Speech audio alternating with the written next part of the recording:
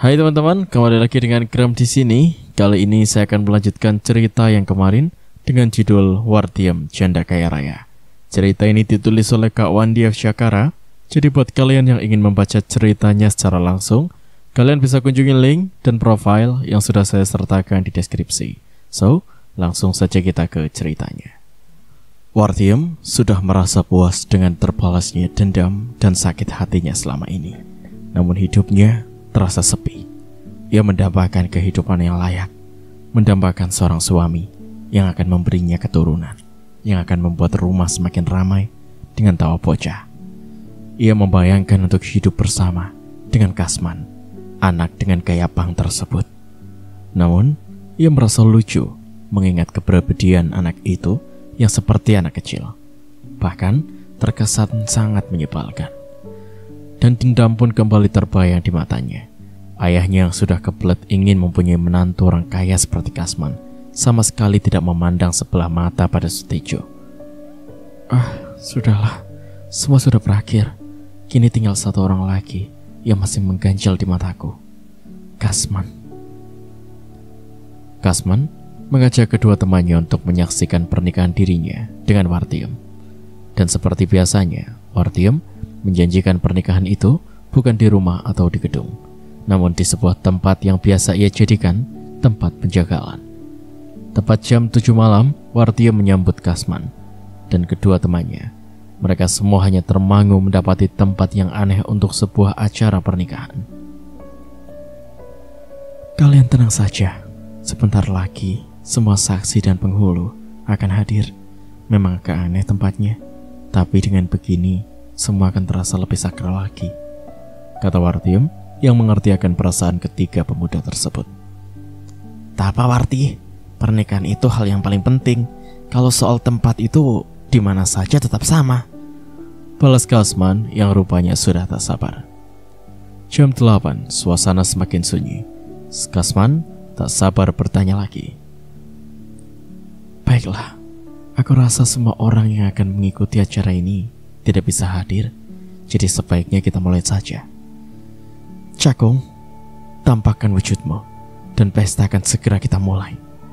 Wartiem memberi isyarat memanggil Cakung, dan dari balik sebuah pohon besar muncullah wajah bocah kecil mirip kadal berwarna merah. Kasman dan kedua temannya terkejut melihat makhluk kecil yang menyeramkan. Mata enak itu tajam mengawasi ketika orang di hadapannya. Warti, apa ya arti semua ini? Kenapa kamu memanggil makhluk jelek ini? Seru Kasman. Pemuda itu menyurutkan langkahnya demi melihat Cakung yang sudah bermata merah dan memperlihatkan gigi taringnya. Dan kedua orang teman Kasman segera mengambil potongan kayu yang ada di dekat mereka. Bos, sepertinya dia itu hantu. Apa tidak sebaiknya kita pergi saja dari sini? Ucap salah satu temannya. Iya bos, kita nggak mungkin melawan makhluk itu, timpal temannya. Enggak, kalau memang ini harus terjadi, berarti Wartiem juga harus mati di tanganku.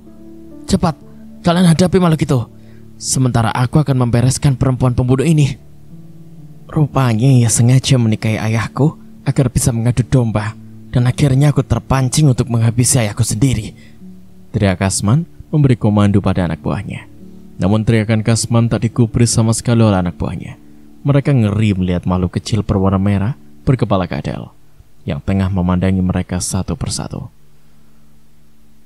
Ayo pemuda cengeng, manja, kamu tega membunuh ayahmu sendiri, anak durhaka. Sekarang saatnya kamu menyusul ayahmu di akhirat sana. Cakung, cepat selesaikan pemuda itu.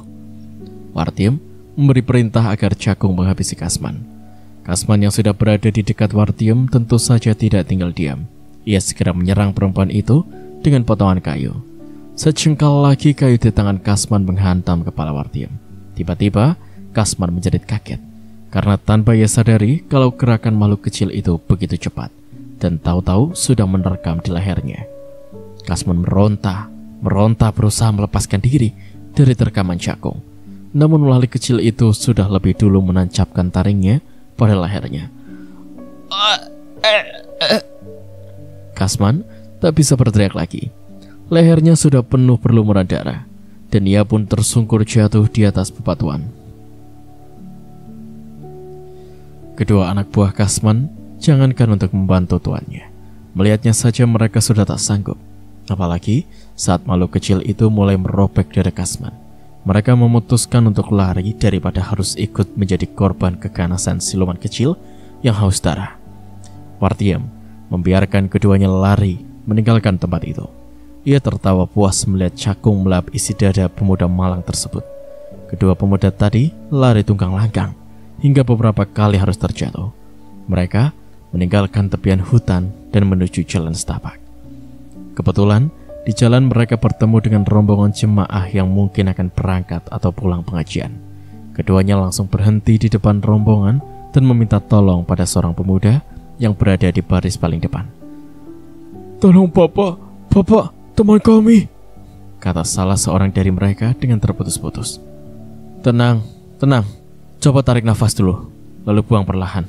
Begitu seterusnya, sampai mas-mas ini bisa tenang," balas pemuda dari rombongan tersebut. Setelah nafas mereka agar teratur, mereka pun lalu menceritakan peristiwa yang baru saja mereka lihat. "Benar Pak, hantu kecil itu menghisap darah dan memakan jeroan teman kami." Kedua pemuda tadi meyakinkan. "Aneh ya, kok ada hantu yang memangsa manusia? Teman-teman, bagaimana kalau kita membuktikan kebenaran cerita mereka ini? Dan jika memang benar, kita harus mencegahnya, agar jangan sampai makhluk itu semakin banyak memakan korban." "Kami siap Ustadz," saut rombongan serempak. Maka dengan kedua pemuda tadi sebagai penunjuk jalan, rombongan yang dipimpin Ustadz muda tadi pun menuju lokasi. Bagus kerja macaku. Semakin banyak kamu memakan dan meminum darah manusia, maka semakin banyak harta yang akan aku peroleh dari sang maharaja, penguasa alam pesugihan ini. Wartiem masih tertawa-tawa melihat cakung yang dengan ragusnya membelah isi perut Kasman. "Hentikan iblis!" Tiba-tiba mereka mendengar suara yang lantang yang mengagetkan jiwa mereka. Wartiem dan cakung memandang rombongan di hadapannya yang kurang lebih berjumlah 20 orang. "Siapa kalian? Mengapa kalian datang ke tempat ini? Tempat ini adalah tempat suci yang tak bisa kalian injak seenaknya, kecuali bagi korban yang akan dipersembahkan," balas Wartiem dengan angkuhnya. Ustadz muda tadi memandang makhluk kecil yang masih terdiam di dekat mayat Kasman. "Kamu iblis dari neraka, sebaiknya kembalilah ke tempat asalmu dan jangan membunuh manusia yang tidak berdosa," kata Ustadz muda tadi. Kemudian ia menunjuk pada makhluk kecil tadi. Saat itu juga tubuh cakung bergetar hebat. Sepertinya ia ingin melepaskan sesuatu yang membelenggu dirinya, namun ia tak mampu. Ustadz muda itu telah mengikat tubuh makhluk kecil itu dengan kekuatan goibnya, yang kemudian dimasukkan ke dalam botol oleh orang yang berada di belakang Pak Ustadz. Wartiem menjadi marah seketika. Ia menatap tajam pada pemuda di hadapannya. Namun sang Ustadz ini justru berpikir lain. Ustadz muda yang bernama Umbara memperhatikan wajah perempuan di hadapannya. Dahinya berkerenyit, seakan tengah berpikir dan mengingat sesuatu. "Wartiem, sepertinya aku pernah mengenal nama kamu. Apakah kamu anaknya Pak Suratno dan Ibu Kanisa?" tanya Ustadz Umbara. "Siapa kamu? Aku tak merasa mengenal dirimu," balas Wartiem sambil bertolak pinggang. "Aku Umbara. Dulu keluargaku tinggal di kampung yang sama dengan kampung kamu. Tapi akhirnya harus kembali ke kampung asal kami. Dan kebetulan aku dan rombongan baru saja menghadiri acara tasyakuran." "Aku tak peduli siapa kamu. Kalian telah membuat kekacauan di tempat ini. Tempat suci bagi kami. Untuk itu, kalian semua akan menanggung akibatnya." Tiba-tiba, Wartiem berbicara dengan suara berbeda dari biasanya, serak dan dalam. "Sudah kuduga kalau kamu bukan Wartiem sepenuhnya. Sekarang, keluarlah kamu dari raga perempuan itu, atau aku yang akan memaksa kamu untuk keluar," seru Ustadz Umbara. "Tidak usah repot-repot anak muda. Aku akan keluar dan akan melumat habis kalian semua." Setelah berkata demikian, dari tubuh Wartiem keluar asap hitam membentuk satu sosok makhluk tinggi besar. Berbeda dengan makhluk sebelumnya, makhluk itu lebih menyeramkan. Selain tinggi dan besar, ia juga memiliki rambut panjang acak-acakan. Bola matanya menonjol seakan hendak keluar. Dan makhluk itu juga memiliki sepasang payudara yang besar dan panjang sehingga hampir menyentuh tanah. Nah, sekarang bersiaplah kalian untuk menerima hukuman kalian yang telah mengotori tempatku ini. Makhluk yang berjenis kelamin wanita itu pun mendekati rombongan. Kedua tangannya sibuk untuk memukul-mukul kepada rombongan tersebut. Namun, Ustadz Umbara tidak tinggal berdiri saja. Ia membaca doa dan memainkan tasbih di tangannya yang seketika itu juga mengeluarkan cahaya kehijauan. Pada saat tangan makhluk itu terkena biji-biji tasbih milik sang Ustadz, seketika itu juga ia menjerit merasa kepanasan. Makhluk menyeramkan itu menyadari bahwa tak mungkin ia bisa menandingi ilmu sang Ustadz. Ia mulai berpikir untuk lari, kabur dari tempat pertempuran tersebut. Namun Ustadz Umbara telah mengetahui akan siasat licik makhluk itu. Mau lari kemana kamu makhluk jelek penyebar petaka? Kamu tidak akan aku biarkan hidup lebih lama. Kamu akan aku buang di alam pengasingan.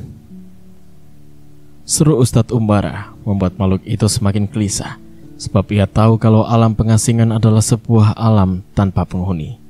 Tapi ia juga tak mungkin menyerah begitu saja, dan dengan membabi buta ia mulai menyerang Ustadz dan rombongannya. Ustadz Umbara sudah kehabisan kesabarannya. Ia membaca mantra dan mengirimnya lewat tasbih. Ustadz Umbara juga meminta kepada rekan-rekannya untuk berdoa bersama, menggalang kekuatan. Dan dengan keyakinan penuh, Ustadz Umbara menghantamkan tasbih ke wajah makhluk tersebut yang tak sempat menghindar. Tasbih kembali menghantam kepala makhluk itu hingga ia tersungkur mencium tanah. Panas! Ampun! Makhluk itu menjerit dan merintih. Namun pada detik berikutnya Ustadz membentangkan kedua tangannya, dan dari telapak tangan itu keluar angin dahsyat mengarah ke makhluk yang sudah tidak berdaya. Dalam sekejap saja, wujud makhluk itu lenyap dari pandangan mereka. Kemudian Ustadz Umbara memanggil kedua anak buah Kasman. Nah, mas semua sudah tahu kan kalau yang selama ini membuat onar itu sebenarnya bukan Wartiem seperti yang kita lihat, melainkan iblis dari kerak api neraka yang akan semakin banyak memakan korban jiwa. Tapi sebelum kita membawa Wartiem menyerahkan kepada orang tuanya, sebaiknya kita bersama-sama menghancurkan gua itu yang saya yakin sebagai sarang tempat memuja pencari pesugihan. Apakah kalian semua setuju? Ustadz Umbara meminta persetujuan. Setuju! Teriak teman-temannya serempak. Marilah kita berdoa dan membaca ayat-ayat suci. Kalian jangan lengah, mungkin saja di dalam sana banyak siluman yang akan menyerang kita. Baru saja Ustadz Umbara selesai berkata, tiba-tiba makhluk merah berkepala kadal yang kita kenal dengan nama Raden Cikuta sudah berada di sana. Siapa kalian yang telah berani merusak tempat suci ini? Tanya Raden Cikuta. Kami bukan hanya merusak, tapi ingin menghancurkan tempat sesat ini dan akan mengirim kamu ke dasar neraka. Oh, Wartiem? Kamu? Wartiem sudah kami selamatkan dari makhluk jelek yang bersarang di dalam raganya, dan sekarang giliran kamu. Setelah berkata, tanpa membuang waktu, Ustadz Umbara langsung membeberkan serangan yang perlawanan dan akhirnya pun tewas. Sementara itu dari dalam gua muncul sosok tiga besar. Ialah sang baginda penguasa gua pesugihan itu yang memiliki istana mewah di dalam sana. Manusia, aku tidak punya urusan dengan kalian. Wartiem itu sudah menjadi milik kami. Ia harus menjadi budak kami. Tapi jika kalian mau bawa dia kembali saja, aku mohon jangan rusak tempat ini. Kami berjalan dan hidup dengan cara kami sendiri. Hanya saja manusia itulah yang meminta harta pada kami. Tolong tinggalkan tempat ini dan anggap tak pernah terjadi apa-apa. Selesai berkata, makhluk itu pun kembali masuk ke dalam gua. Sang ustadz beserta rombongan pun akhirnya menuruti permintaan sang penguasa itu. Ia berpikir jika bentrokan yang terjadi bukan tidak mungkin dari pihaknya pun ada yang gugur, mengingat bala tentara sang penguasa sama seperti sebuah kerajaan besar. Setibanya di rumah Pak Suratno, kedua temannya Kasman pun menceritakan kejadian yang mereka lihat. Antusias warga pun semakin tak terbendung demi melihat rombongan santri yang membawa Wartiem. Setibanya di rumah Pak Suratno, kedua temannya Kasman pun menceritakan kejadian yang mereka lihat. Antusias warga pun semakin tak terbendung demi melihat rombongan santri yang membawa Wartiem. Jadi saya mohon kepada saudara-saudara semua agar tidak menghakimi Wartiem, sebab pada dasarnya ia hanya memiliki raga saja, sementara arwahnya telah dikuasai oleh siluman perempuan yang haus darah. Ustadz Umbara berusaha menenangkan warga yang emosional terhadap kekejaman Wartiem. Jadi dugaan kami selama ini benar, kalau kematian Sutejo, Wahyu dan Kasman adalah perbuatan perempuan ini. Cetus seorang warga nampak kesal melihat Wartiem yang hanya terdiam. Kejiwaan Wartiem sekarang sudah terganggu. Sebaiknya jika Bapak mengizinkan kami akan membawanya ke pondok untuk mengusir semua energi buruk dan kembali ke jalan yang benar. Tapi Ustadz, bukankah tidak ada pintu ampunan untuk orang yang telah bersekutu dengan setan? Tanya salah seorang warga. Anggaplah itu benar, tapi setidaknya dia bisa selamat dari kemarahan warga yang sudah sangat membencinya. Dulu saya dan orang tua juga tinggal di kampung ini, dan saya kenal baik dengan keluarga Pak Suratno. Sekarang saya bekerja sebagai pengasuh di sebuah pondok pesantren. Untuk itu, saya meminta keikhlasan dari bapak-bapak semua untuk membiarkan kami membawa Wartiem. Dan tak ada pilihan lain dari warga selain mengiyakan saja, sebab sebagai orang tua Wartiem pun telah ikhlas menyerahkan anak perempuan semata wayangnya pada pemuda yang tepat. Pak Suratno tersenyum. Ia membayangkan kalau suatu saat akan memiliki seorang menantu seperti Ustadz Umbara. Mudah-mudahan saja, kata Pak Suratno pelan. Apanya Pak? Tanya Ustadz Umbara. Enggak apa-apa. Kalau begitu kami semua mohon pamit dan maafkan kami jika lancang ikut campur dalam masalah ini. Akhirnya Ustadz Umbara pun pamit sambil menyalami mereka satu persatu. Pak Suratno beserta warga yang mengiringi mereka sampai ke jalan raya untuk menunggu kendaraan yang akan membawa mereka kembali ke pondok. Cerita pun berakhir. Bagaimana pendapat kalian tentang cerita kali ini? Jangan lupa tuliskan pendapat kalian di kolom komentar. Tak lupa saya ucapkan banyak-banyak terima kasih untuk kalian. Dan tak lupa pula saya ucapkan banyak terima kasih kepada Kak Wandi F. Cakara yang sudah mengizinkan saya untuk membacakan ceritanya. Nantikan cerita baru yang akan saya bacakan. Sekian dari saya, Kram. Terima kasih.